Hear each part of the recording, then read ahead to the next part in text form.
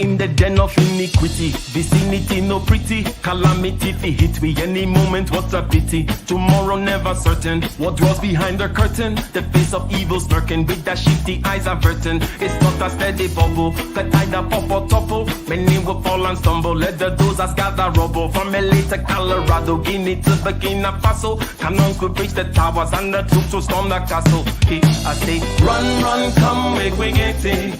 Because the peace that is bestowed upon the meek is overrated. So run, run, come, make we get it. Calling all your daughters and your sons, we come forget it. I say, run, run, come, make we get it. Because the peace that is bestowed upon the meek is overrated. Lord, run, run, come, make we get it. Calling all your daughters and your sons, we come forget it. With the rubble steady rising, and hearts are compromising. Convictions here are stifling, making evil appetizing. The fists are steady forming, and countenance is falling. Defenses are withdrawing, possibilities are falling. In these your circumstances, evil will make advances. Pick up your sword and lances, and be sure to take your stances. Victory is never promised, the battle is upon us. Gather the brave and honest, and the righteous in your corners.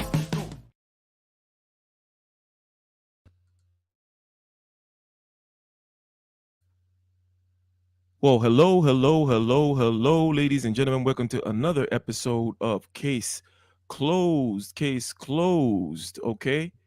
Highest level conversations on the most relevant topics in this space. As a matter of fact, on YouTube, anywhere on the web, as a matter of fact, this is the place where you find the highest level conversations on the most relevant topics. And today we're going to be talking about distractions, ladies and gentlemen. So, Dr. Thunder, am I coming in loud and clear? Is everything smooth on the airwaves? You are.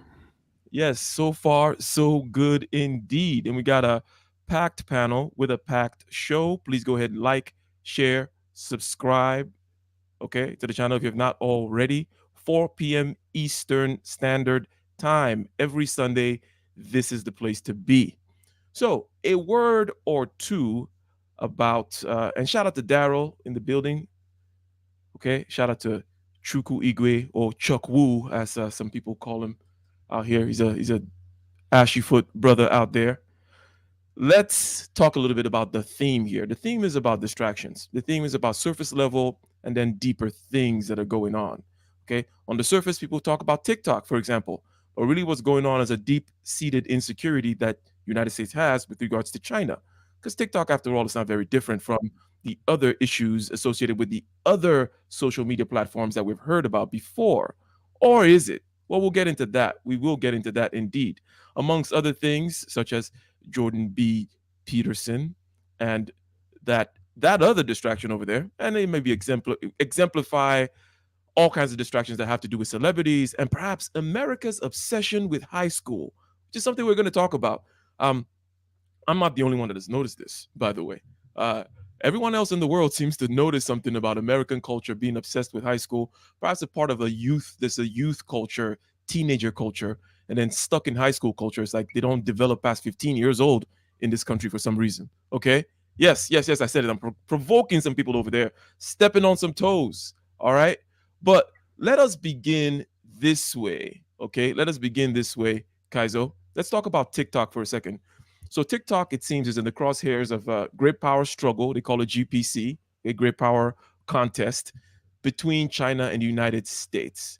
Okay, the U.S. government, as well as Canada and the EU, has decreed, okay, it has given a few days that TikTok should be removed from all government-owned devices. There's going to be a hearing in Congress coming up soon called the Holly hearing, where they're going to discuss, why China is being belligerent and blah, blah, blah. U.S. is going to push back on them. Now, what I want to ask you is, let's start with Kaiser here. Is TikTok uniquely dangerous, or is it just collateral damage here? Because we hear about it's dangerous and addictive, okay? It gathers your personal data, okay? And it's got crappy content. Same thing could be said for Instagram. Instagram is damaging the mental health of young women, I hear. Okay, Instagram does gather your data as well, filled with crappy content. It's also addictive.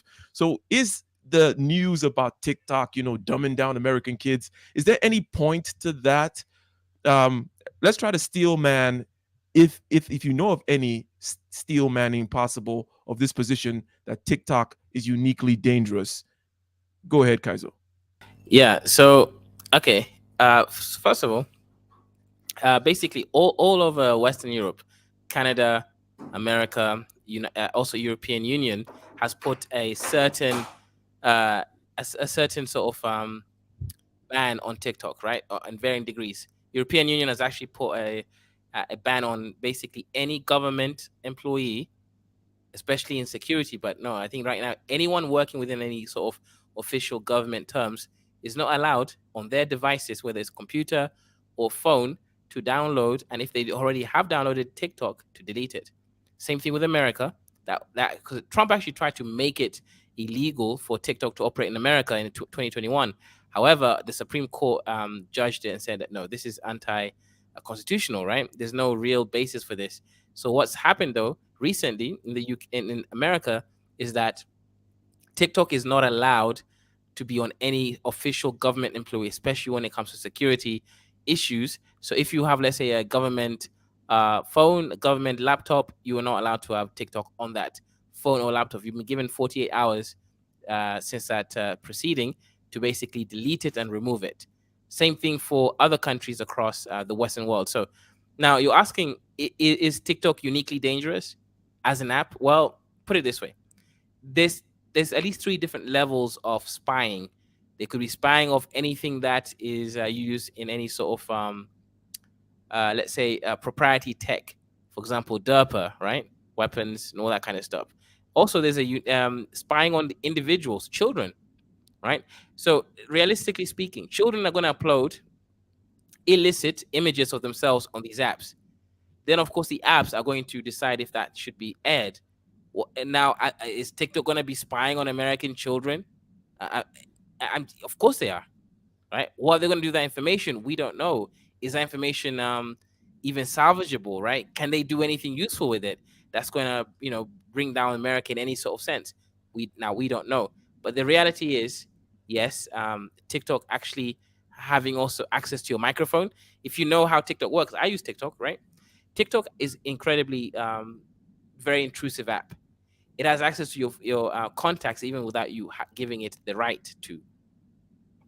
TikTok is one Wait, of wait, those hold on apps. a second. Even right from the days of LinkedIn and also I forget the name of the app right now, but these are grandpa type apps. They did have access to all your contacts. Whenever you click the yes, okay, Oh, okay, I agree. TikTok was You different. TikTok is different. I'll explain why.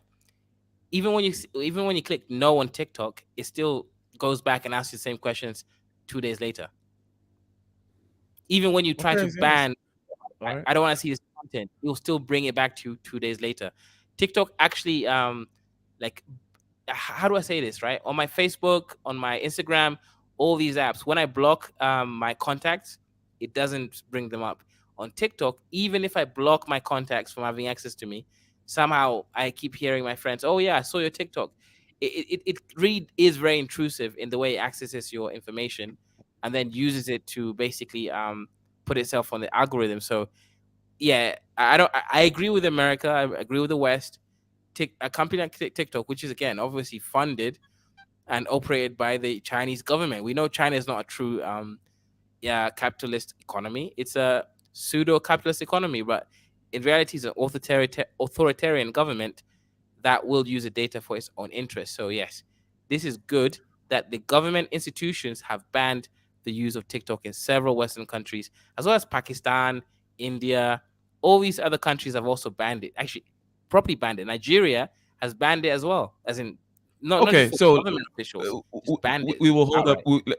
We will we'll hold on there because I think that the most important thing that you're saying is about China, not that there's just some very invasive app, intrusive app out there, of which Yeah, I'm it's sure China there's some that other has access examples. to that information. That's It's the a issue. China thing, but then I would push back and say, look, Google and other and Apple and some other companies have been kowtowing to China and perhaps giving you Chinese data or telling you or acquiescing to China's demands and perhaps in a thousand different ways for China to get access to you anyways. I just think that right now TikTok is collateral damage. It's not really the issue. I'm not saying TikTok it's not a problem. I'm just saying this is about distractions, okay? Because if you focus on TikTok, you forget that there's a real big geopolitical and economic issue going on here. People have been talking about decoupling, in other words, China and United States decoupling for several reasons, okay, including the whole Taiwan thing, but for some other reasons as well. So TikTok is just part of what people talk about on the surface. But Dr. Thunder, does your son have TikTok? How do you restrict this? What are your thoughts, generally speaking, about how dangerous TikTok is versus some of the other apps he may be using out there? Yeah, no, he doesn't have access to TikTok, Instagram, Facebook, any of that. No access to any of that stuff. YouTube, the only access that he has to YouTube is um, typically through my wife's account, so we can see everything he's doing.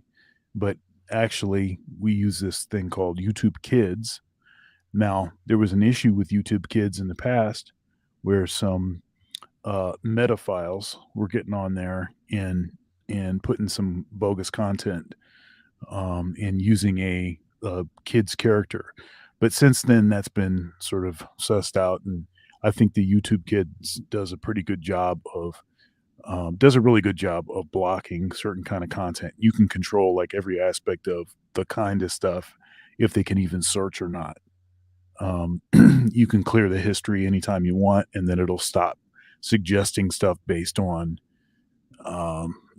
what they viewed in the past. If for some reason, if you get the sense that, like, why is there a bunch of like My Little Pony stuff and this is the boy, because that is a thing,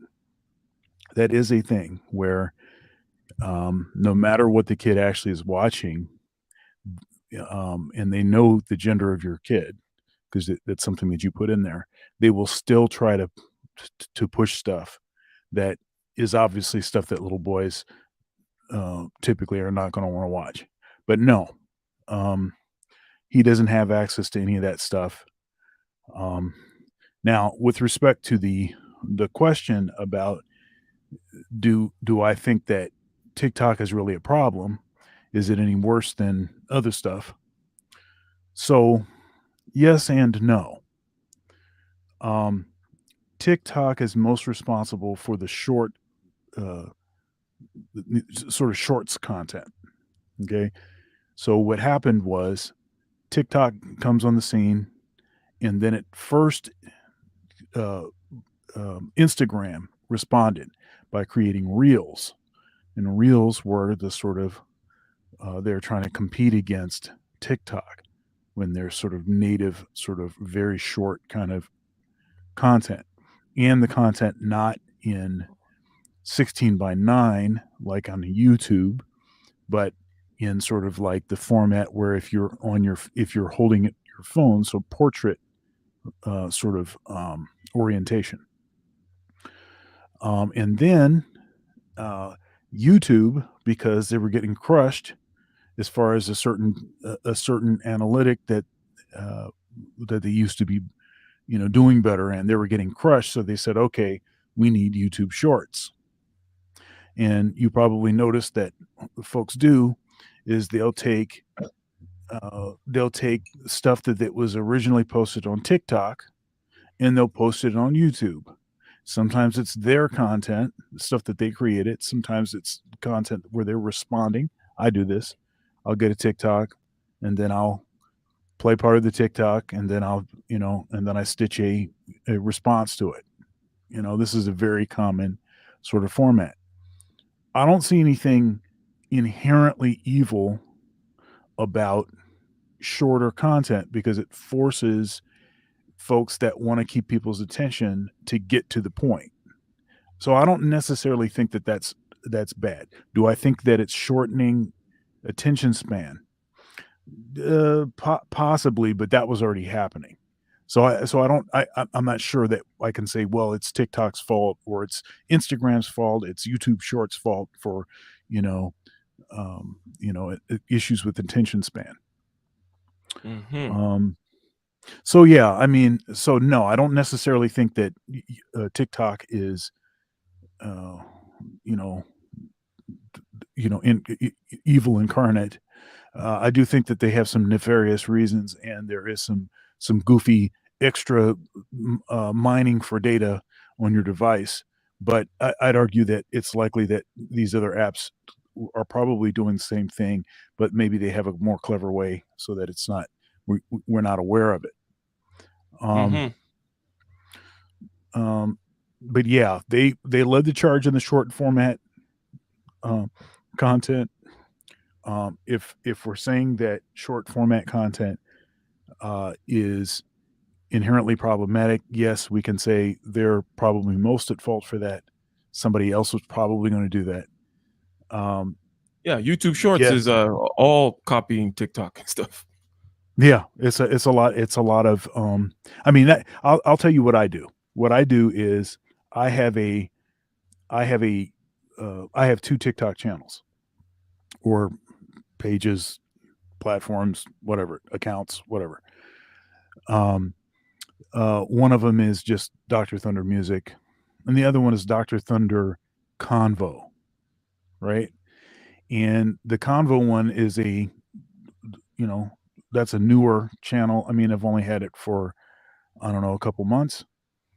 And even for even for someone, because I think I have a less than 100 followers on there, but it gets a lot of views, way more views than you think that someone with 100 followers would get. Right? It gets a lot of views, and all I'm doing is reposting and clipping other people's TikToks and doing responses. Then once I get the video, then I just upload it to YouTube, and it's a completely totally different community on YouTube. So sometimes the stuff will blow up on YouTube that doesn't do that well on TikTok.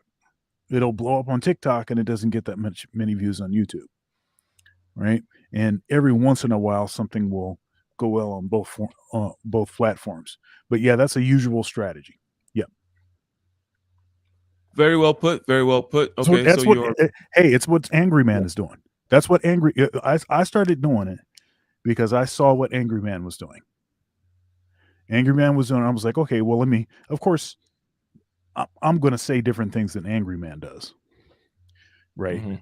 And I'm going to notice stuff and want to clip stuff that he doesn't necessarily want to. There's probably some crossover, right? But I noticed that's what he was doing. It's stuff that he posted first on his TikTok, and then he puts it on YouTube. I see. Yeah. So you're generally in the middle with regards to the fact that, hey, for example, you don't have your son looking at any of these apps. You don't think TikTok is particularly bad. And we do know about, what Google does in terms of its Silicon Valley in general being in bed with China. And we tend to overlook it as long as, the California economy is growing and generally speaking, the United States is continuing with its innovation, blah, blah, blah. But there's some underlying reasons going on here with regards to United States and China going back and forth. One of the things I'll mention, and then I want to ask LAR his thoughts about the whole TikTok thing, is there's this general talk about decoupling because as part of a general kind of anti-globalization trend, okay? It's just an anti-globalization phase. There's a waxing and waning of these kinds of things. The general trend is to globalization, okay, all the way through. But now we're like, hey, Brexit, or hey, America first. So hey, let's get rid of this kind of efficiency that we've built where we get all our stuff from the same place. Let's get stuff from different places. Let's have some more redundancy, perhaps a little bit more inflation we're going to need to live with, right? And a higher interest rate that we're going to live with. But at least we can't just give China all the power because we see China to be the real, okay, people think Russia is nothing at all compared to China. China is the real big bad wolf that can actually be, in terms of parity with the United States. But we'll get a little bit more on that. But LAR, TikTok, should it be banned? Is it uniquely dangerous? Okay, are you on TikTok? Do you have TikTok? What are your thoughts? But I don't use it anymore. Why don't you use it anymore? Is this having anything to do with this stuff or no? No, I upload a lot of stuff from the computer, so I just stopped doing it. Pretty much. I don't have a problem using it. To me, all this stuff is really comical. So a lot of people who are on TikTok are people who are on other social media sites who said they got shadow banned if they content creators.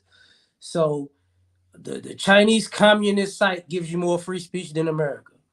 Congratulations. The other thing that's silly is, if Google was TikTok, we wouldn't have a problem because we trust the white people, and they'll be doing the exact same thing. That's exactly what I'm sorry. That's exactly what I was going to say to Kaiser when he was talking about, hey, the data is going somewhere. But it's like, okay, well, you just don't like that the data is going to China as opposed to United States. But perhaps, what is China going to do with your data any worse than perhaps what somebody in your backyard, the United States, can do? It's like, is China going to send nukes to you personally, Kaiser, or whatever? Anyways, go ahead, LAR. And one of the other things that's hilarious is, if you're concerned about China having your data or access to your information, won't you look on the back of your phone and see where it was built? Because they pretty much already had access to it. Like, you shouldn't be worried about it. Any phones made in America? I don't think so. So at the end of the day, if you want the Chinese government not to be in your information, 9 times out of 10, your phone was made in China, or the parts were made in China, or the chips came from China. Like, or if they came from Taiwan or Korea, they were shipped to China. So we got to take into consideration that it was the same issue kind of with China when it came to goods and services. However, we all say things are so cheap because of China. That didn't stop you from buying it. If you really say China has a hold on America technologically, guess what? If your television got a camera in it, guess what happened? If your kids got a PlayStation or Xbox, guess what happened? They got a cell phone, guess what happened?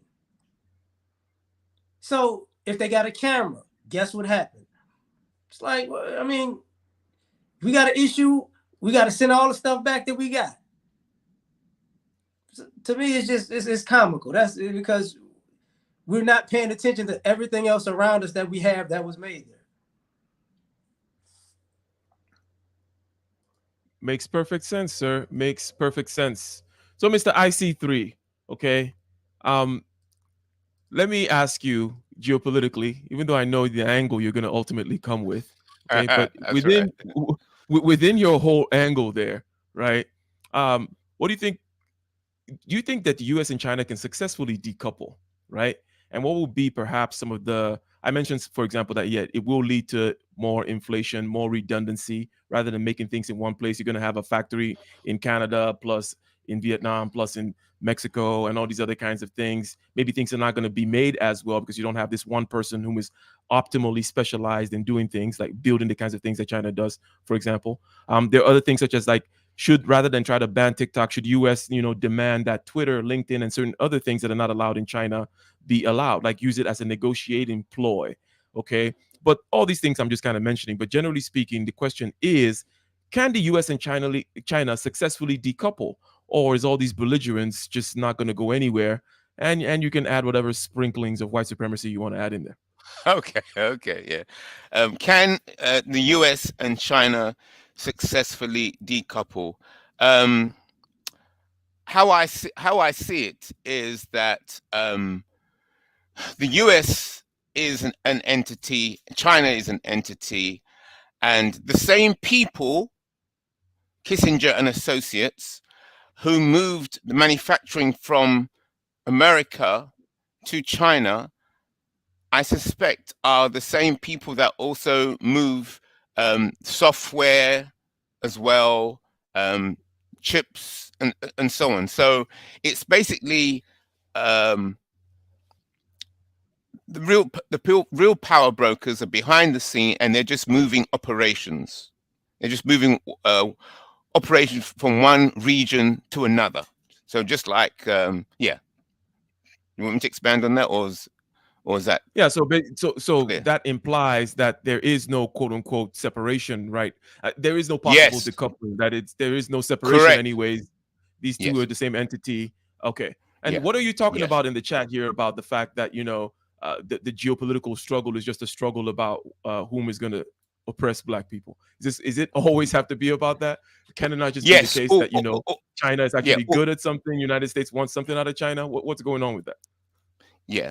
Okay. The whole world as we know it, the financial ecosystem, is built fundamentally on the abuse of Black Africa and the Black African diaspora. So whenever you hear of these entities squabbling, basically it's like The Godfather, where all the leaders of the big gangs all met together to sort things out. But and even in the movie, they said, "Oh, the blacks are nothing." Yeah, they were talking about. They're sitting in the meeting and talking about, "Oh, let's should we get involved in the drug trade? You know, we have traditional forms of making money, but should we move into these drugs?" And some of the gang leaders were saying, "Look." The dons were saying, no, we don't want to get involved in drugs. They want to do traditional business. So they're discussing business amongst themselves and arguing and debating amongst themselves. But all of their relations is sat on the concept that the blacks are nothing. Yeah, so they're challenging each other for the control of the livestock, as it were. Yes, they're united in working together to abuse Africa. That's the source. So Africans and Africa are just a resource, and then they're arguing with each other about who should be leader or who should have the most power. But Black Africa is not in the equation. Okay. Does that make sense? So, and I'm not putting words in your mouth, but that would suggest, yeah, it makes sense. And that would suggest that generally speaking, from a geopolitical sense, to sit back and talk about, well, China versus United States without talking about the underlying substrate that these two things stand on. In other words, what is being subjugated and whatnot. That, especially if one is somewhat or quasi from that community, that should definitely be part of the mix in the equation, and it should not be lost. That's a good point there, because after all, this conversation is about distractions. After all, okay. 100%. Well put there. Well put. Kaizo, I want you to kind of perhaps end us on this TikTok topic here, because you started out talking about, you are the only one so far that has said that TikTok is uniquely dangerous. Okay, that there's some things that they do, and you've given some real examples that say, hey, they're pushy salesmen. You tell them no, they come back the next day. They keep following up. Are you sure? Are you sure? Are you sure? And even if you say no, sometimes that they still show certain things, and that the Chinese Communist Party perhaps is not the best place where you want to be sharing this kind of information. Do you have anything else to add, given what everyone else has said on the geopolitical struggle and what this all might mean, and the fact that perhaps China is preparing to attack Taiwan? And by the way, China actually did a proposal for peace between Ukraine and Russia, and the United States poured cold water on it. So China is looking pretty good right now. In other words, they're looking like the least belligerent person. You have Russia and United States being co-belligerents in some crazy kind of a war in Ukraine. And China is like, hey, let there be peace and all these other kinds of things. I've said a lot, but I want to give you the opportunity, Kaizo, to kind of land the plane or close your points, round it out, given what everyone else has said regarding TikTok in China. Yeah, so obviously, it's not just spying and everything else. Some of the other issues, obviously, okay. So when it's directly linked to country like India, Pakistan, obviously, it's to do with similar issues as they have with United States, right? It is to do with spying and all that stuff. But the simple fact that TikTok's economy is better than most small countries in the world goes to show a lot, right? The whole corrupting the youth element is actually quite big. I use TikTok and I know what's on TikTok. So there's a huge element of TikTok sort of having different algorithms, TikTok? pushing set. Sorry? Nothing. I said Pushing. thick thoughts, but never, whatever. Right, yeah. Yeah, so there's a lot, exactly, specialized Thotianas coming from TikTok. So if you put all that stuff towards the government's not having control over it, of course they are changing the morality of the youth that's going around, and that's just not it. Obviously, right? Whenever you click on using these apps, especially if you're live registered, like you got 1,000 subscribers or whatever, guess followers. Well, whenever you go live, right, ask you to kind of access your microphone, right? TikTok does, of course, really spy on you.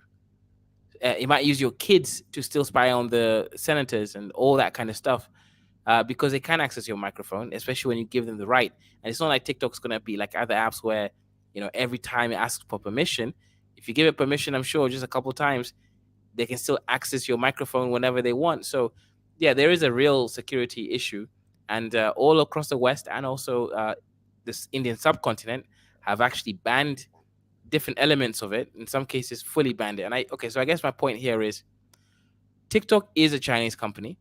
In China, there isn't like a true capitalism or democracy.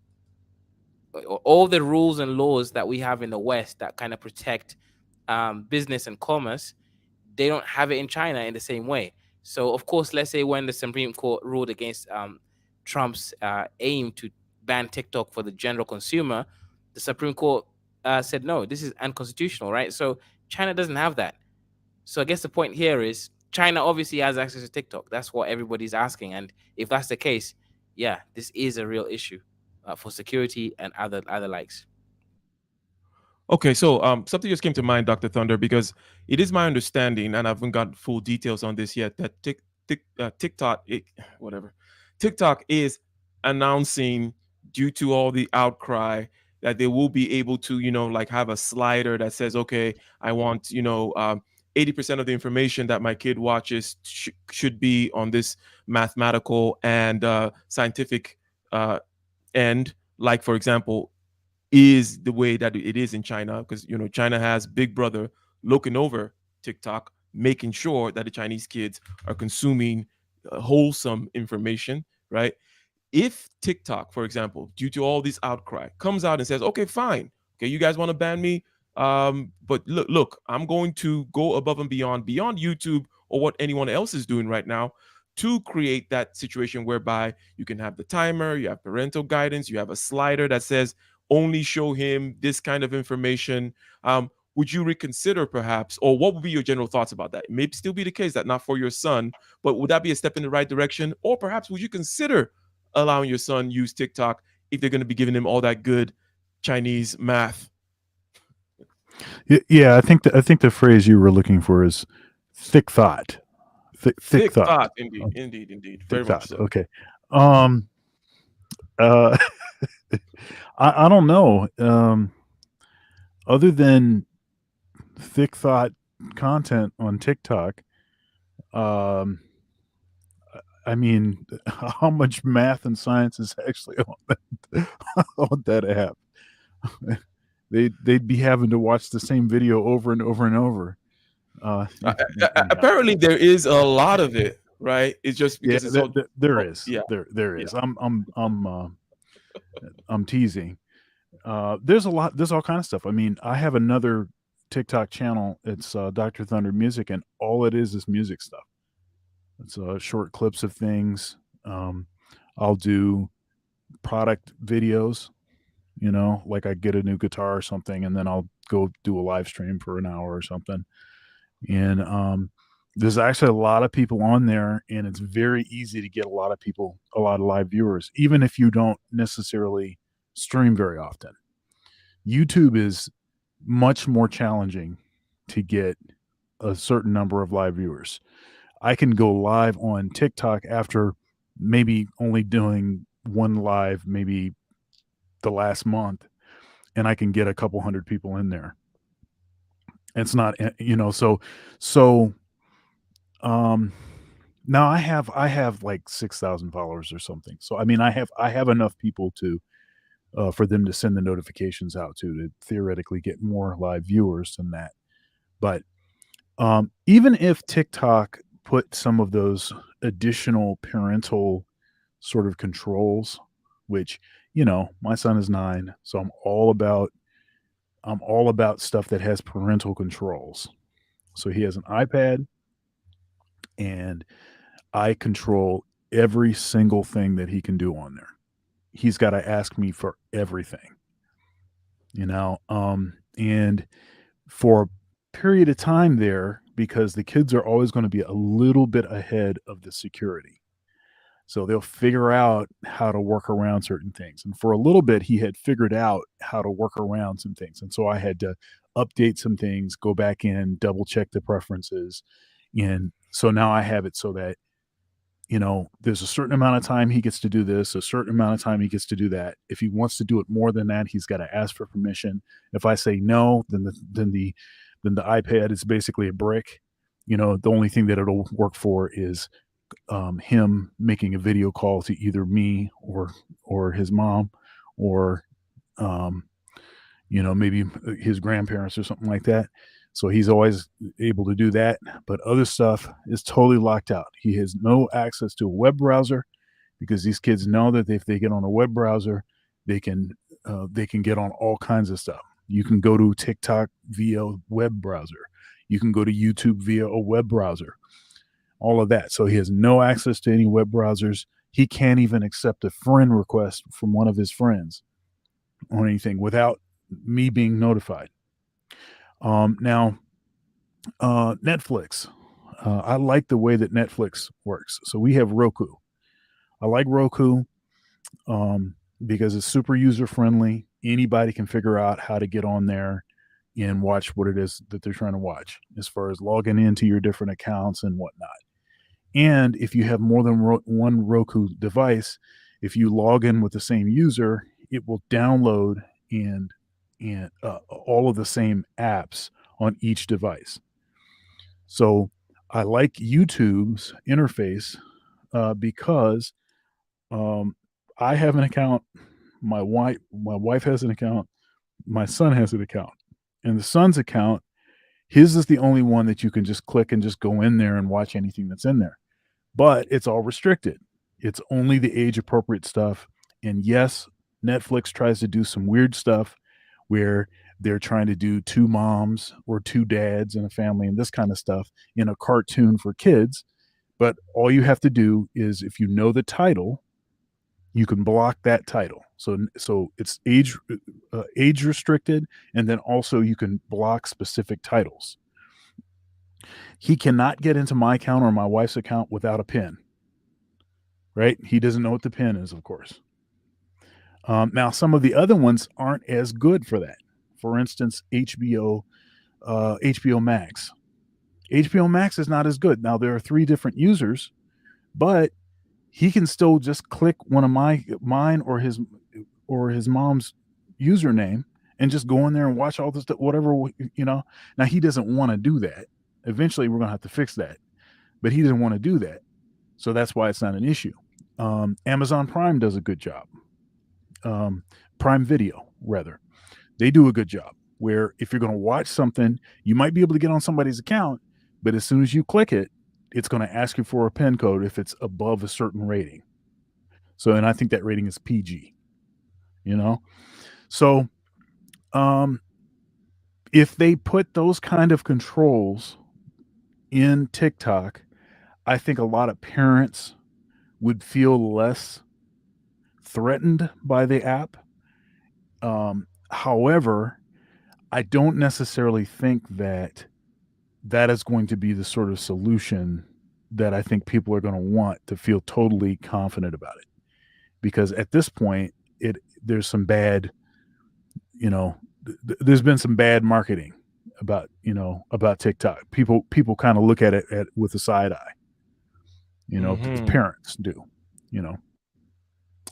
Got it. So before we move on here, just kind of dovetailing with what you just said about the bad marketing, that basically, well, why are governments banning TikTok? This is from an article in the New York Times, basically saying that it all comes down to China. Lawmakers and regulators in the West have increasingly expressed concerns that TikTok and its parent company, ByteDance, okay?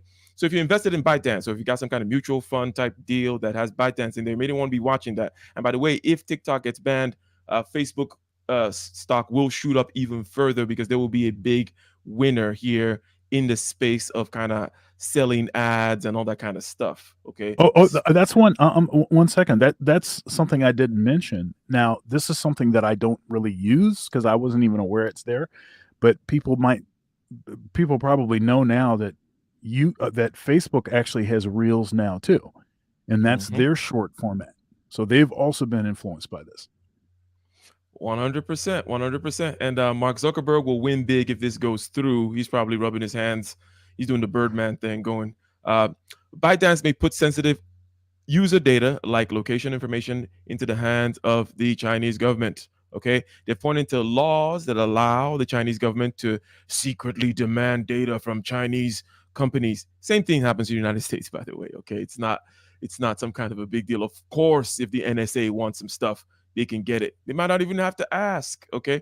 For intelligence gathering operations. Okay. And then what countries have banned TikTok? Like Kaiser said, India banned the platform. And if you know the number of people in India, you would understand that this is a huge blow to ByteDance. It says here costing ByteDance one of the biggest markets as the government cracked down on 59 Chinese-owned apps. Okay. India and China are not buddies, apparently. So let's see what it says here about what happens if, what's happening with bans in the United States, right? That basically since November, more than 24 states, okay, we mentioned this earlier, have banned TikTok on government-based devices, which is, it's more of a signal because, government-based devices, okay, great, right? It doesn't really have much teeth to it, but it's definitely a signal, right? And I've blocked it from company Wi-Fi networks. The app allowed all that kind of stuff. So Congress, okay, has also kind of voted to approve a bill that will grant the president the authority to ban the platform entirely. Okay, so we get the picture. And by the way, ladies and gentlemen, go ahead and click that like button, subscribe, share the stream. Like and share the stream. The super chat is enabled. Go ahead and ask your question. Leave your comments about these topics that we're discussing here. Let's get to LAR with regards to this other distraction that's going on. And I want to ask you, LAR, straight up question. Are Americans obsessed with high school? From the point of view of an American, that is. Anyone who has ever spent, comes from outside America knows, okay, sees it. Like, why are all these movies about high school? Why do they use terms in their cultural lingo, the parlance about like jock and this and that? Why is all this imagery and all this stuff about 15-year-olds? What's going on there? So in your view, as an American, first we'll start with LAR and then Dr. Thunder. Are Americans obsessed with high school? Have you noticed it? And what's going on with that? Yeah, high school and college. Absolutely. That's high school is basically the coolest you can be on your parents' dime and for free in your lifetime. So, when you become an adult, you can't be that cool. So that's part of it. The other part is really how America separates. The separation of race and class happens really in high school. So that's when people can say that they're better than somebody, because that's an amalgamation of classes and races for the most part. And, academics and sports come into play. So people gauge who they are on that. That's where you get a lot of people who have egos. They come from high school. A lot of people who have insecurities, they come from high school. And some things push people to be successful. Some things push people to be stupid, because they still do the same things that they felt were successful when they were younger. So absolutely, like, it's not, that's why I said high school and college. That's why you see people painting themselves and you know what I'm saying? And doing extra cheering and having, it's a camaraderie of vicarious living. Like, if I said I got a Polk High jersey, anybody who is, I would say 60 to 35 knows exactly what I'm talking about. Because Married with Children was the personification of that, the show. We all lived on What was that, the touchdown that he Al Bundy's? Yes. Well, what's Al Bundy's line again? I forget it now, but it was a I particular forget big it too. game, right? Anyways, go ahead. Yeah, it was, I scored so many touchdowns in the state championship. It's and also I'll say this. High school is actually one time is like high school now is the same as if you live in a new town. You could lie all about who you were. Yo, in high school, I was da da da da da. Now you could be sorry right now, but you can make up a story that you was a superhero in high school. People could believe that. So if you were a sucker today, you could say, hey man, I was I averaged 47 points in high school, as a freshman. So that's part of our egotistical mythology of ourselves. So absolutely.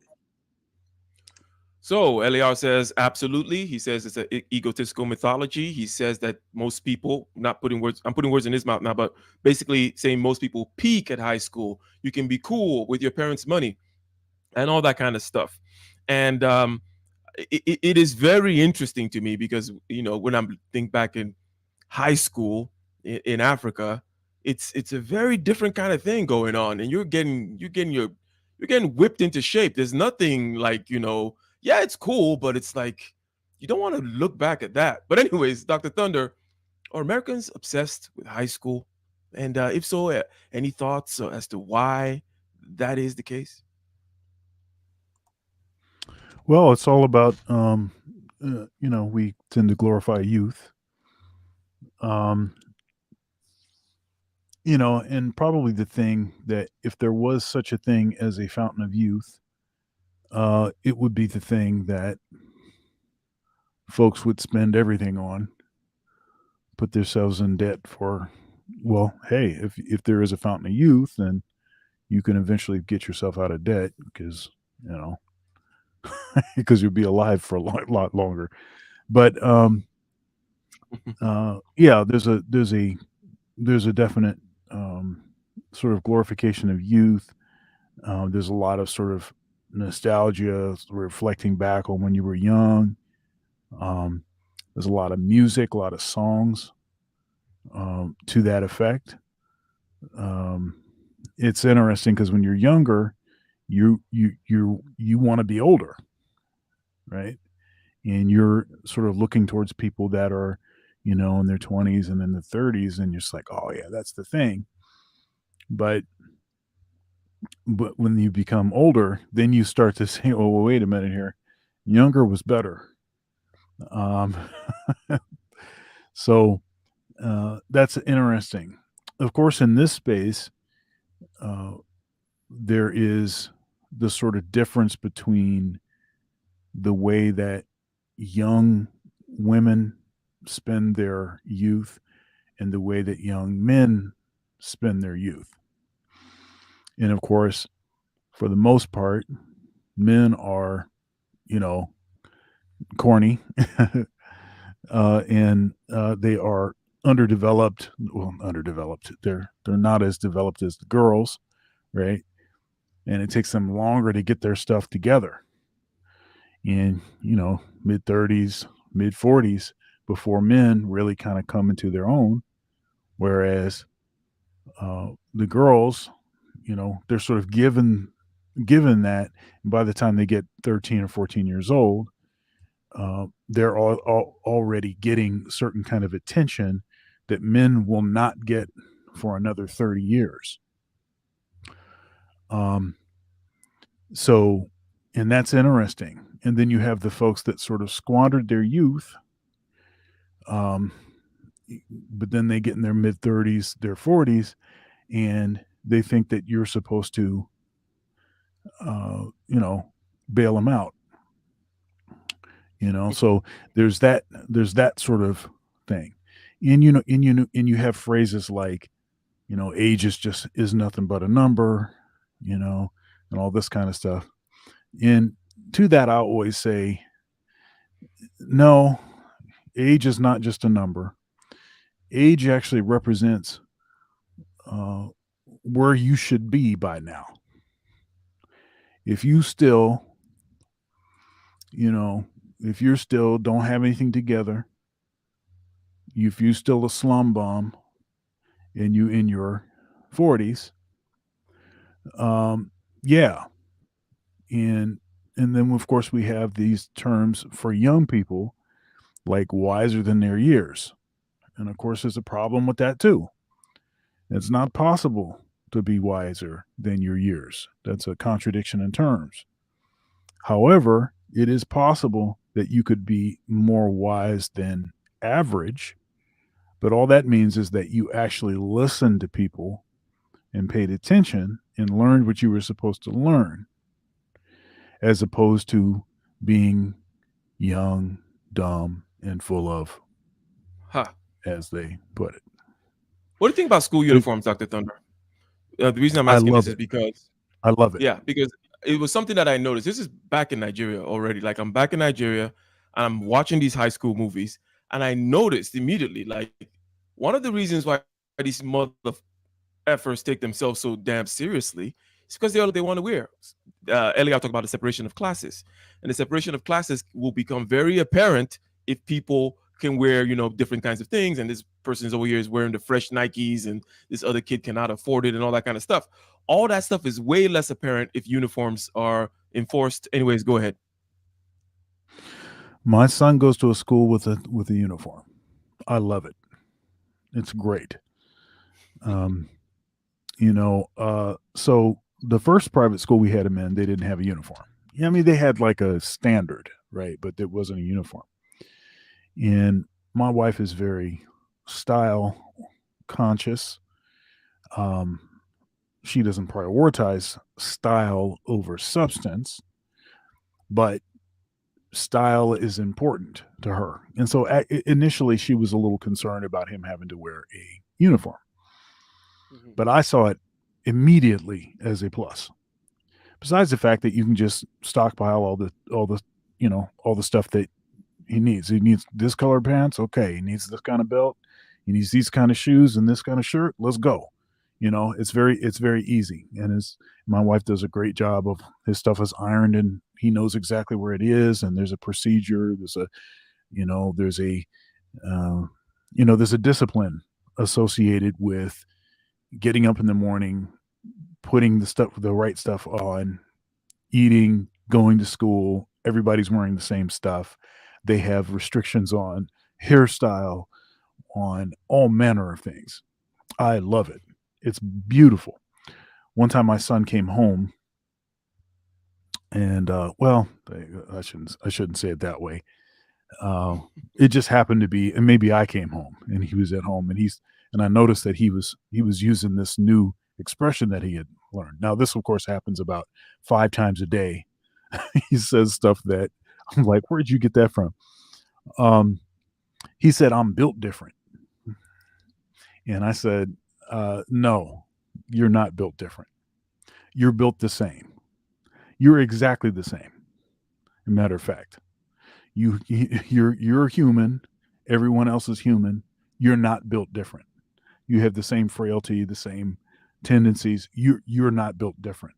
You're not different than anyone else. That is why I like uniforms. That's why I like uniforms. Because all of that hyper individualistic garbage, be damned. Very well put there. So, Mr. IC3, and we will get back to you, LAR, and we're going to drill into the specific of Michael B. Jordan here, as you may see, is related to this whole high school thing.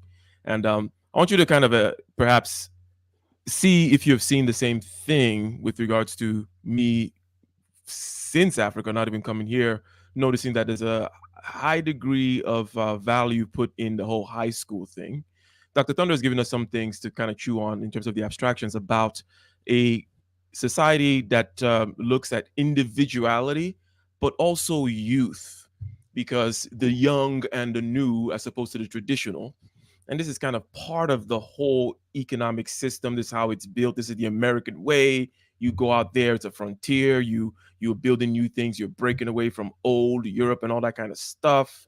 Okay. So do you notice this obsession? And what are your thoughts with regards to the value system that emphasizes or that de-emphasizes age tradition and whatnot.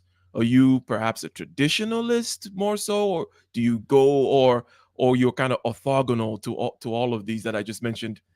Go ahead, grab whatever you might. Yes, I did. I have noticed that actually.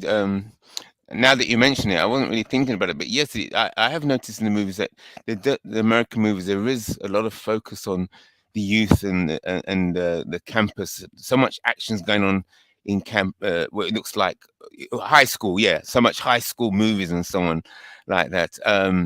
Yeah, I'm just listening to you actually because you all because yeah, it's good points actually that it does focus on individualism, and there doesn't seem to be the contrast of the uniform. I used to love my children in the uniform. I don't know. I loved it. I loved the uniform. Yes, yeah. So I suppose it goes. It makes me think about the powers that be behind all of this, setting up the curriculum and setting the environment and the culture are really pushing for individualism. And I think by pushing for that individualism, they're really it fits in with the globalist idea and the liberal idea, where they want to discourage groups forming that could challenge the status quo or challenge the authorities. Just like over here, they say it's illegal for adults to wear uniform because it's a hangover from the war of Nazi Germany and so on, that the people started dressing like the Nazis and so on. And so they saw uniform as a way of making groups more of a threat against the authorities. So the impression I got is that uniforms tend to allow groups to organize more effectively and to spread their views more effectively, which is a threat to authority. So individuals as children, as high schools, and individuals as adults, everybody is an individual. It's easier to manage. So that's the impression I'm getting. It's part of the globalist idea. It's interesting. It's interesting that I want to kind of add just a kind of a perhaps an anthropological aspect to it. And Dr. Thunder, if you have a sound effect for the super chat, the LAR tax. You see LAR, you got fans out here dropping them dollars. Cornelius Bellamy. Yes, thank you very much. $2 LAR tax for the super chat right there. And what you say, Mr. IC3, with regards to individualism being pushed and this kind of atomized individual, easy to manage kind of it's great for trade and the neoliberal project, and also keeping you don't want these groups to coalesce and form some kind of an identity.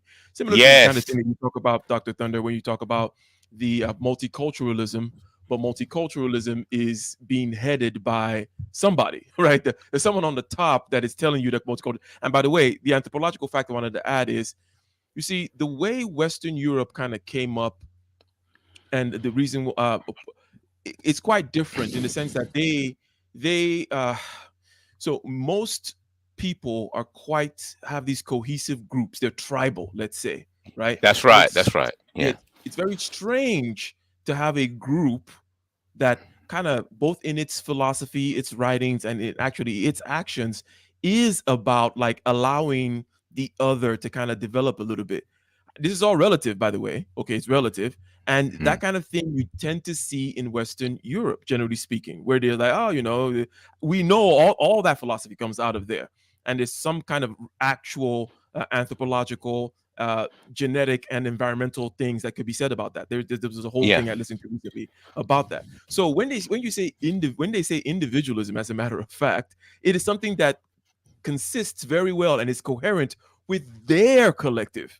Right, you know what I mean? So it is not. It is actually they're a group with this individualistic kind of a talk, but no one else can form a group. They are the group that can still consist within an individualistic frame, right? They're Right, not right. decohered by it. They're not disintegrated by it, because that's kind of the milieu that, anyways, go ahead and finish your thought with regards to the high school thing, the individualism thing, and just land the plane, if you will. Yeah. So how I see it is that the West, and especially America, was really is a business enterprise. It's really a product of the bankers, basically. And so trade and banking and business, is counter to nationalism and royalty and so on. There's a conflict there. So when the bankers are ruling, when finance is ruling, then they will seek to dissolve and destroy borders, because they don't want any borders for trade. They'll seek to destroy culture and identity. Why? Because if they can fragment a society, then they can control the market more easily. That they can choose what the tastes will be of the Yeah, you people, can and what choose product to subsets of move. people and targeted market at them That's some kind right. of lifestyle. And here's the biker lifestyle, here's the single woman lifestyle, here's the other lifestyle. Exactly. It's There are good for all these different business. ways to be an individual and buy stuff. Yes, that's right. So it's business, banking, finance. That's what that drive. That's what they like. Yeah. Okay. Very well put there. The system designed for business. Church and politician are run the business. But anyways, shout out to Yes. Sizzler, the artist. But anyways, LAR. So on the same topic, Michael B. Jordan, quote unquote, confronts this lady, right? The question really is another thing that, as an outsider, if you will, as a dusty African, but I've been in the United States for 20 years now. I think I can claim some rights out here. I'm a citizen, aren't I? So from that point of view, I can tell you that generally speaking, whether you're an African or an Arab or an Indian or something like that, it is very strange to hear men uh, care about a woman's judgments about them, because a man's worth comes out of a negotiation, competition, and cooperation amongst men, which is something that we know anyways. It's like, it's not a woman that's going to make you protect and provide, or worthy of providing, or being valuable in the marketplace, or whichever way you want to put it, right? Whether you're in a Maasai village somewhere guarding the village from the jungle, what a woman's ideas are doesn't really matter at all, holds no weight. So what are your thoughts as to the conversation around Michael B. Jordan? I don't think that Michael B. Jordan, I mean, he was just there with the lady. He knew the lady and he said, oh, corny guy, right? Fine. That's between both of them. But then there comes this kind of uprising of conversation about, oh, Keisha only wants Pookie and they never wanted me and this and that. And the way other men from other cultures look at that is, let's say you may or may not have been a corny man, okay, or corny guy in high school. That may or may not be true. But the fact that you're saying this right now makes you definitely corny. If you're talking about Keisha, okay, and what she thinks at all, and whether or not she's a good or a bad woman, because there is no, I don't believe there's such a thing. It's about the cultural milieu that a woman comes out of, and if she can glom onto, generally speaking, that kind of a thing. That there's a certain issue there. So the question is, okay, true or false, judgments about a man's utility are defined amongst men, and when you bring in a woman, and whether in the past or the future, now you are corny. LAR, what are your thoughts? No, false, because a lot of we're talking about the high school thing again. Every high school has a yearbook, and every yearbook has the most likely to succeed. And 99% of the time, the people who they thought was most likely to succeed wasn't the most likely to didn't succeed like that. So, well, you're agreeing with me then that it doesn't matter what the hell they thought. No, well, no. I get what you're saying, but I'm disagreeing. Well, maybe I'm not. I don't. You got me lost right now. Go ahead. Well, people, when you're young, you don't have foresight. So people believe, and that's what I meant about the mythology. You know, your ego, your mythology. People believe that they're greater than they are when they're younger, and then as they get older, you know, they would say the cream rises to the top. You know, the cream of the crop rises to the top or whatever.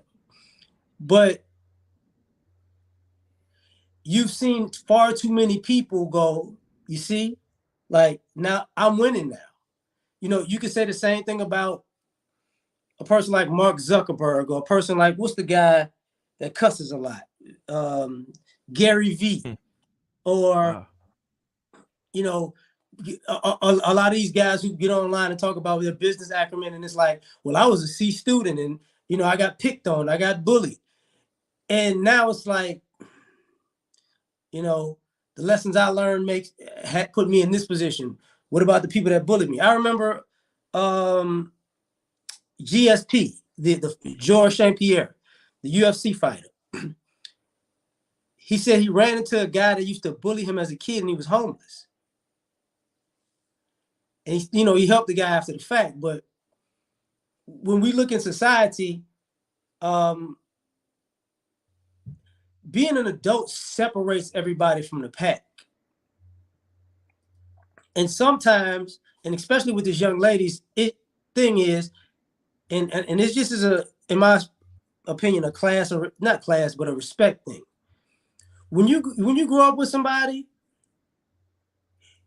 you should give a positive spin on them if they're a positive person. You shouldn't just throw them under the bus or go, because you grew up in the same neighborhood. You can say that person came a long way, but to still diss a person, it pretty much shows your character. And people believe in still doing that, because there are a lot of people jealous of the people who succeeded that weren't likely to succeed. But I'll leave it at that. Okay, not bad. Dr. Thunder. Okay, because LAR, what you did again was, you didn't agree or disagree with my point. You just say how it is, how people are. You're like the journalist, anthropologist, just watching people and all their foibles and saying what they actually do. Okay, so Dr. Thunder, I'm saying that as someone, I'm going to represent an outsider, looks in and says, hey, Americans are obsessed with high school. We also look in and we're surprised at the notion of caring, and not just caring, but actually it's shameful. Let's just use it is shameful to talk about, a woman judging men and what the hell she may or may not think, or why she did or didn't do X or whatever. Like, it is ridiculous. What do you think about that kind of culture? Is there anything that you would adopt about it? Or are you aware of this kind of a notion at all, that's myself, for example, would look at this and be kind of surprised, almost as surprised, or within the same realm as the high school thing, that why the hell do we care what some airhead thinks? So here's this is an interesting occurrence, and I did I was attempting to stay away from the Michael B. Jordan thing, but I saw that it was obviously striking a chord, and I had my own angle on it, and so I did a panel as part of my, I do a open panel Friday mornings for my Car Thunder series, and I was just saying, my point is, I think that it's good for men to have this conversation about, about a kind of person that would characterize a person as being corny. I think it's good to have that conversation, because I think it's a disqualification for considering 100% disqualification. Let me ask you something, Dr. Thunder, and we may not be able to address it here. There's something Sure. before this that seems to be missing. In other words, Sure. in the culture that I'm talking for about, this stuff is obvious. In other words, it's almost like, well, we should have a conversation about whether the sky is blue or not. It's like, of course, some freaking airhead talking nonsense about what the hell she doesn't know about with regards to a man's value. It's like water is wet. What I don't you may not, it's a big It's question, right? true, Why but is it missing here? What so it's true, but you have to understand that, and you know this. You may not like it, and you may resist sort of being drugged down into the mud, as it were. But there's a great deal of dysfunction in our community, and so stuff that seems like it's just common, and why is this stuff happening? It's actually front and center, usual, standard fare kind of stuff. And so it's important to still address it because a sizable percentage of the folks are still being controlled by it. And so I saw this as an opportunity to point out that if you have someone that you're vetting, someone that you're dating, and they start describing someone from their past as being corny, that should be her walking papers. Because what that shows you is that there's a certain manner of thinking, a poisonous, dysfunctional value system that she has embraced, and you're not going to be able to reprogram that. It's too late. So I saw this as it's another term to be added to the sort of lexicon of the lexicon of disqualification. If you BFF, hear black someone female talking fuckery? like this, Go ahead. go ahead. The lexicon of black female fuckery. Go ahead. Oh, right. If you hear someone talking like this, then that's all you shouldn't ask any further questions. You can have a professional relationship with them, you can be cordial with them, but you just know that they're not wife material. And I think that this is particularly important because I don't consider myself to have ever been participating in this sort of dysfunction in effery, as it were, even when I was younger. But it's very easy to be fooled if you are one of those educated educated lames. If you were the corny dude, if you spent your time developing substance and value rather than dealing with this kind of foolishness and characterizing people based on, making qualities about them that actually make them to be a better long-term option, and classifying that as being, something that's undesirable, and ridiculing them based on that. If you weren't part of that, when you get to the point where you start really considering someone, you'll be unaware that that's actually what they're doing. And you're wasting your time and potentially wasting significant resources when this person thinks that they're going to change you into some sort of hood swag dude, or is settling for you because the hood swag dude, left them, a single mother or whatever, and now you get a shot, and you're just so happy that somebody is willing to choose you that you're like, hey, whatever, and you just gloss over and blast through all the stop signs. I'm saying this is one of the stop signs that you should not blast through, and it is perhaps subtle, and maybe it's not even subtle, maybe it's should just be obvious, but it wasn't obvious to me. It wasn't obvious to me, and I'm a multiple count failure on that. Because because I wasn't dealing with that stuff. I didn't take that stuff to mean anything. And we're taught to overlook certain inadequacies and flaws that other people have. And I think that it's a good quality as a person to be willing to say, hey, they made a mistake, hey, maybe they'll grow out of that. Hey, but they're still really a good person. And I can see, I mean, this is how I think especially Black men are socialized to deal with certain things. And so we have to see this for what it is when this rears its ugly head and not dismiss it. We have to not dismiss it, take it for serious, and disqualify, and keep it moving. Very well put there. Very well put. Now, Mr. IC3, I assume you kind of grew up also in the West, even though it be across the pond.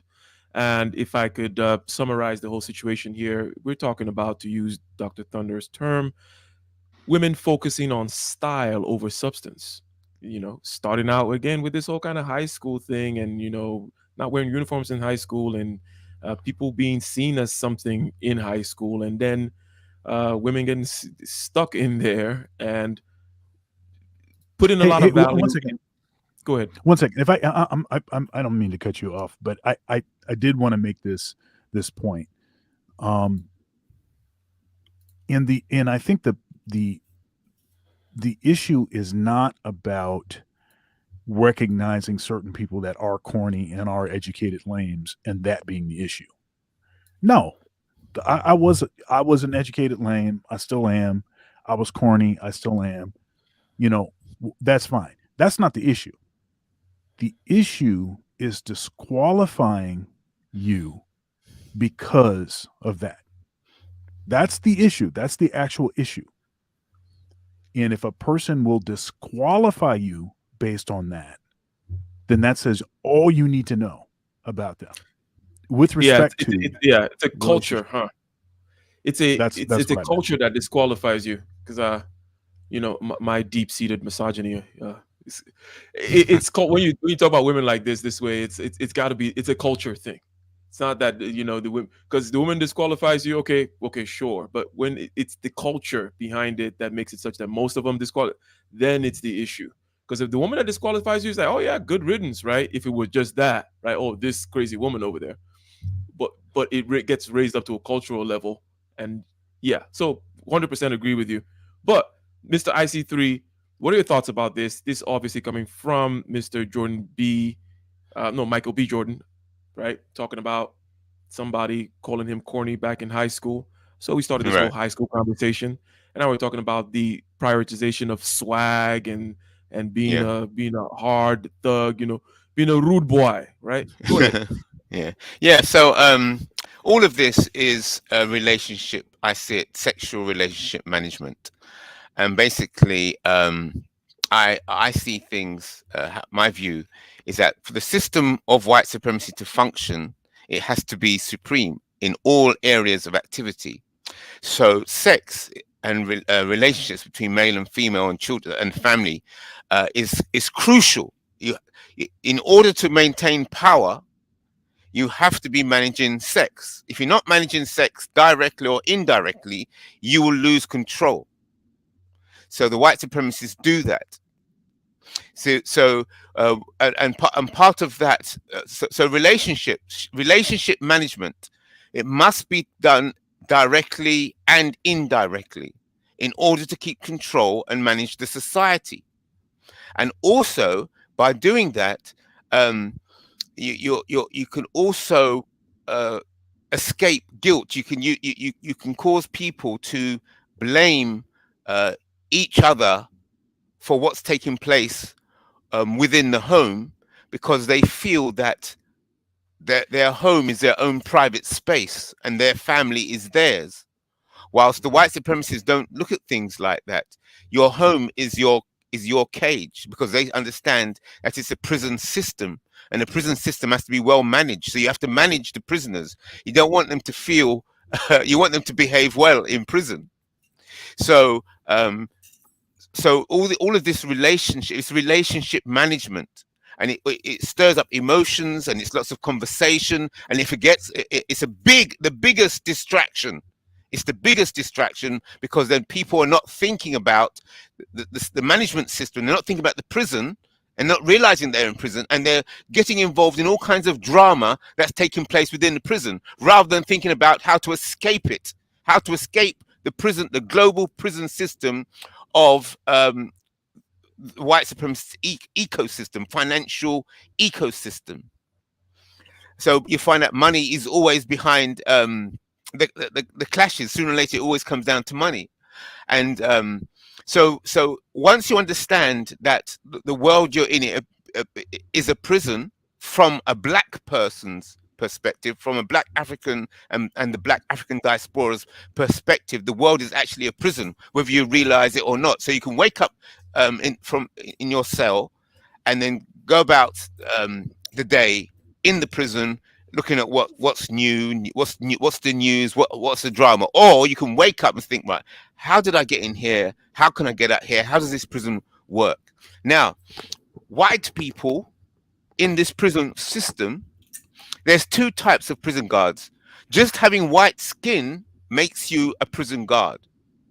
Yes? So there's two types of prison guards. There's the prison guards that they want to maintain their job. They want to maintain their career. They've got bills to pay and so on. And they try to make their day, pass the day by making life as good as possible for the prisoners. You know, they might go beyond what they should, and bring a piece of cake when that's not against the prison regulations, or give a gift to the prisoners. They're just trying to make life as good as possible for the prisoners, and they're trying to make their day as good as pleasant as possible. Yes, so that's one type of prison guard. That's so white people, whiteness is their uniform. The other type of prison guard are the people that they want to pass their day. They don't like the job, but they've got bills to pay. So what they'll do, they'll pass the time by abusing the prisoners. Yeah, and so you can see that when people sit down and love to watch soap operas, or I don't know what you call them in the US, where you're watching drama, like family, we're watching programs on the TV where people are as if you're from outside watching what they're doing, watching the dramas and so on, watching all these drama programs. So it's the same thing. Those prison guards, sometimes they will stir up trouble among the prisoners to get them to fight. Yes, and because they have their position, when the fight kicks off within the prison, everybody's looking at the people that are fighting, but they're not understanding that the prison guards created that situation for entertainment, to entertain themselves. So that's how black relationships, the male and female relationships, are managed. There's cameras, all kinds of things. Because I spent some time working for a shop called Spy Master, and I was selling all kinds of spy equipment. And so I started to realize when I was working, I said, geez, is this what's going on? What the people in power and the wealthy people do?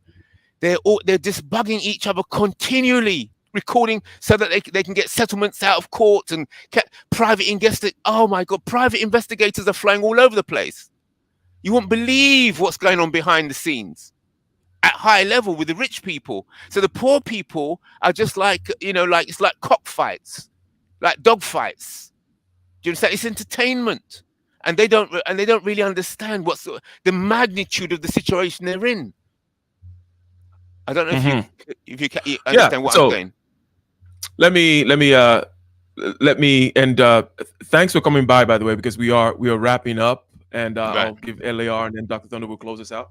But I do get what you're saying. Okay, so as Dr. Thunder has said before, there are 4 easy steps to destroy the black family or whatever. You have the slavery, Jim Crow, redlining thing, and I may be wrong here with regards to the order or whatever. But then you have the state coming in, and this is all within the American context, with the welfare system that makes it such that it is more profitable for the women to have the man kicked out of the house. There and all you that go. Kind of stuff. And now the man is competing with the dollars from the state. Yes. And it does come down to money at the end of the day. A lot of these fights are about money. Everybody watches, everybody has a good Exactly. time, and so on and so forth. So you don't have to worry if your points are gotten or not gotten here, Mr. IC3. You're not that crazy that we can't understand. Okay. Okay, Okay. so you're just a little crazy, just a little bit. But Mr. LAR, you want to give us your closing thoughts about this? And it could be about any particular thing. You can go back to talk about the high school thing. You could go back to there's something that we did not cover. Maybe we'll cover it next week, maybe in a couple of weeks. And this has to do with Dominion suing Fox News. Rupert Murdoch went up for a deposition. Dominion is the voting machine company, and Fox News was out there saying things which they did not believe. They actually said, yes, we knew there was no real election rigging, but hey, if we don't say it, our competitors will say it, right? So it all comes down to that idea of, well, do we need to feeding people the red meat, giving them the distraction for your own greedy ends, right? And we all know about this as YouTubers, the algorithm, right? The algorithm. Well, I had to tell them what they want to hear. Okay, even though I don't believe it, even though I don't want it, all that kind of stuff. We'll get to that maybe some other point if we do get to it.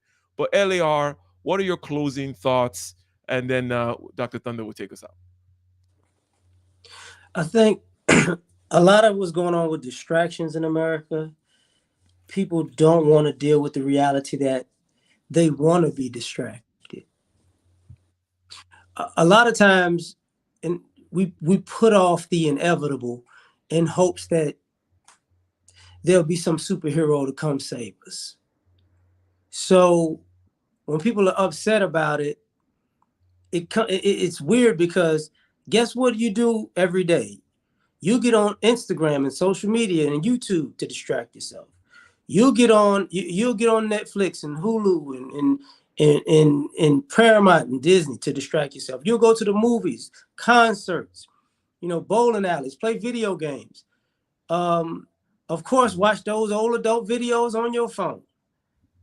We do anything to get out of dealing with, let's just say, legacy. So, and that's what part of the caste system of categorizing you better than somebody else for some insignificant reason exists, because that helps me distract myself. If I'm better than you, I don't have to listen to the person who's obviously better than me. So this is what we like. It's gonna continue, and we can blame any country in the world because like using the China TikTok thing for example. If China bought Pornhub and XX videos, I guarantee you people wouldn't have this problem. They, well, China's doing it, but I'm not gonna stop that. So we got to admit our own hypocrisy. But that's my thoughts. People don't care if P-Hub has their data. Never heard anybody complain about data. Oh yeah, really? That's what you really care about. Anyways, Dr. Thunder, if you don't mind wrapping us up here. This has been a pretty active, lively conversation. Again, shout out to Mr. IC3. Thank you for showing up today. And Kaizo had some power problems. That's why he had to drop off. And again, what we've covered, starting with TikTok. Talking all that big smack about being from Kenya. Exactly. He was talking about me being in the poor country. See, just like what LAR said, he wants to feel, the Kenyans want to feel better than the West Africans. Anyways, in their little corner of the prison, maybe they get little extra rations or something. That's right. So got it. We talked about, what is that old I don't have to be faster than the bear, I just have to be faster than you. Exactly. You gotta be faster than you and let the bear get you. So all the distractions, there's a huge kind of decoupling thing going on here, even though it may just be a rearranging of dollars and ownerships and such like that. At a particular level, things kind of come to a point in the sense that there's not a lot of separation, right, in terms of the powers that be, if you will. But there's many distractions, one of which is the TikTok thing. And it's like, well, could TikTok be the reason why everybody's up in arms and the Congress is meeting people and the president is getting involved? It's like over this app, what's really going on. Okay, same thing with the Michael B. Jordan thing in a certain sense. And there's underlying kind of strangeness about American obsession with youth and the new and individualism, which kind of is exemplified by the cultural emphasis on a lot of cultural products emphasizing high school and all that kind of stuff. And then we talked about Michael B. Jordan with this high school lady, with the bright red hair, whatever the hell her color her hair is. Anyways, and we did not get the chance to talk If about that Rupert was her Murdoch, hair. and yeah, not definitely not her hair. Um, we didn't get to talk about Rupert Murdoch, which is a pretty interesting thing. Another big kind of distraction that went on, where media just on purpose feeds you things, and we saw that Hannity said, his text came out, and he was saying, "I don't believe this stuff." Now we're not surprised, right? If anybody with two brain cells understands, like, of course these people don't necessarily believe the crazy things that they bring on guests to interview them and say stuff about. Tucker Carlson, by the way, did a good job of grilling the lady, right? That was making it was like, where's your proof? Where's your proof? And there's a particular thing about a lawsuit. Well, basically, a Supreme Court decision, New York versus Sullivan, 1964, a landmark U.S. Supreme Court decision holding that First Amendment freedom of speech, protections limit the ability of public officials to sue for defamation. Okay, and that's why Fox News is going to get away with this still. But there should be conversations about whether that should be changed. Whether, for example, this lawsuit could be raised all the way back to the Supreme Court to overturn New York Times versus Sullivan. But we didn't get to talk about that. But Dr. Thunder, mind taking us out with your closing thoughts and whatever else you want to add there? Yeah, my closing thoughts.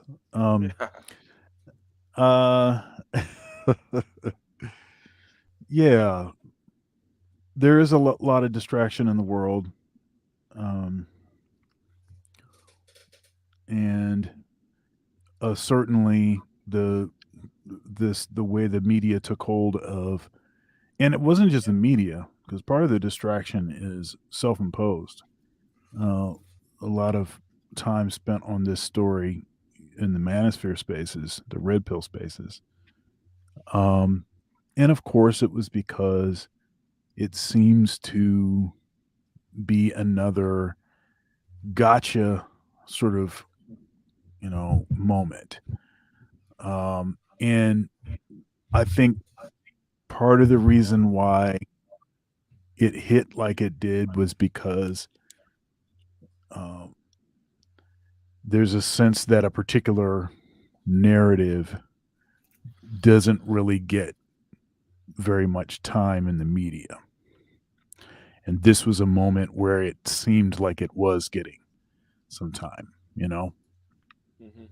But that's a distraction too, right? Because that stuff doesn't actually matter. I think I took this on covering the story, not for the sort of take that, you thought you was gonna, get, when he was a cornball, they didn't want him, but now he's hot.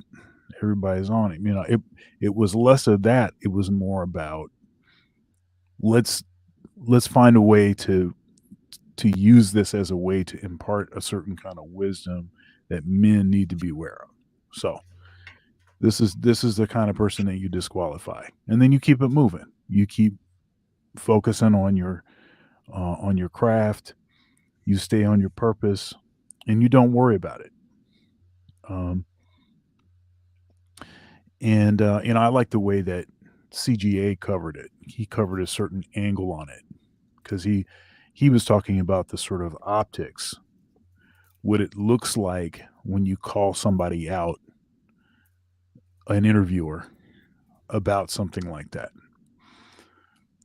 It could have been a sort of thing where he was just silent about it. He let her know that he knew what was happening, but he didn't let anybody else know. And that takes a certain kind of resolve. And for the most part, when people have the opportunity to do what he did, they're going to take it. And so, of course, he did. But, as far as the Fox News and the algorithm trending younger, this foolishness, all of that stuff, none of that stuff, it just shows how folks are trying to manipulate you. And so you have to be aware that people are manipulating you. Media is a for-profit industry. The news media is a for-profit industry. And so they're going to tend to publicize stories, give a lot of time to stories that are going to help them meet their bottom line. They got all these multi-million-dollar contracts for these pundits, these news anchors and stuff. They got to pay them. So this is the story we want you to run. This is a big money story. It's not unlike this, when a black man is killed by a white officer. They keep running it and running it and running it. They never talk about what actually matters, or even in one of these sort of active shooter situations. Same sort of things. It's the same talking points over and over. They don't actually come to any, to actually fix the issue. It's very easy to fix that issue, actually. Absolutely. It's very, very easy to fix that issue. You just have to decide that you're going to do it. But it's more profitable for them to just keep that, keep it going, because then they can go back and they can stoke those flames more,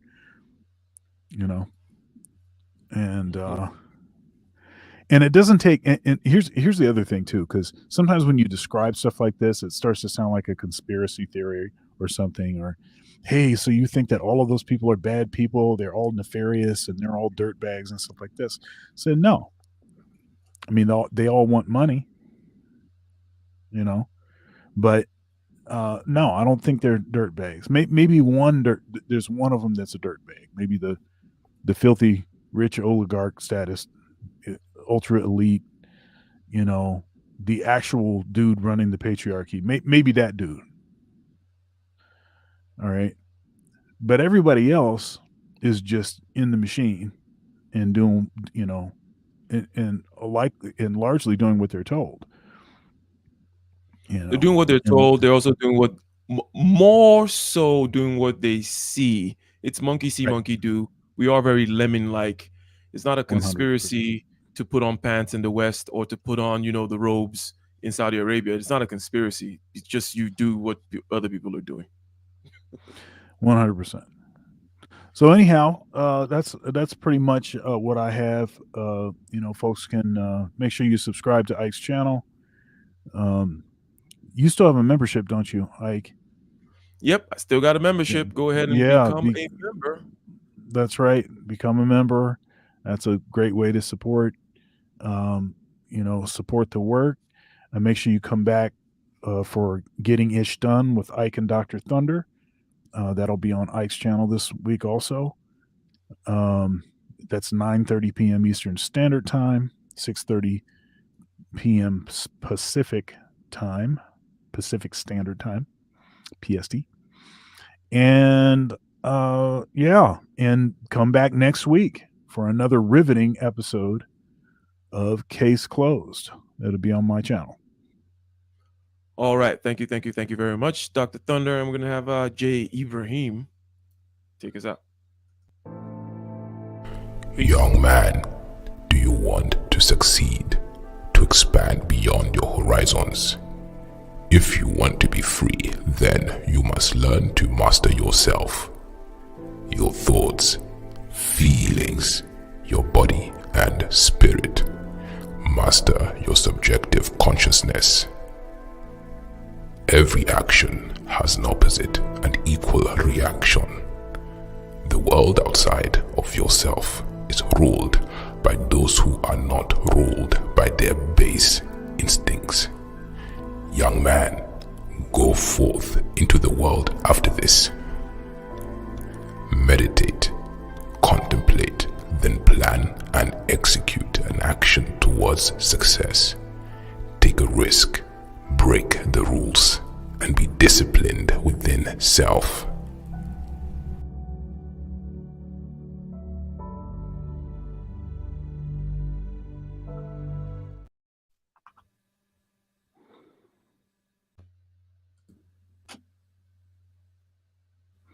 Hey, wait a minute. I think it's still live.